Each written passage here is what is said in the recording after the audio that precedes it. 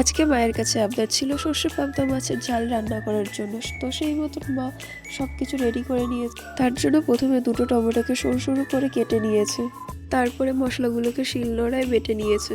বাটা মশলা দিয়ে তরকারি রান্না করলে তার স্বাদই অন্যরকম হয়, তাই প্রতিদিনই আমাদের নিত্য নতুন কিছু রান্না করার জন্য আমাদের বাটা মশলাটাকে ব্যবহার করা হয়।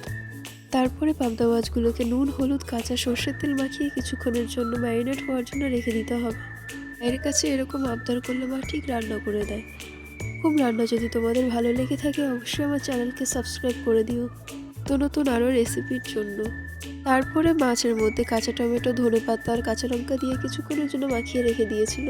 তারপরে কড়াইয়ের মধ্যে সব মশলা মাখানো মাছগুলোকে দিয়ে দেবো, ঠিক করে যাতে মাছগুলো ভেঙে না যায়। মাছগুলো দেওয়া হয়ে গেলে তার মধ্যে পরিমাণ মতন জল দিয়ে দেবে। আমি 2 কাপ ইউজ করেছি, তোমরা চাইলে বেশিও ইউজ করতে পারো। প্রথমে লো ফ্লেমে তারপর হাই ফ্লেমে রেখে দেবে 5 মিনিট কুক হওয়ার জন্য। রান্না হয়ে গেলে নামিয়ে নিয়ে গরম ভাত দিয়ে খাবে। আশা করি তোমাদের ভালোই লাগবে।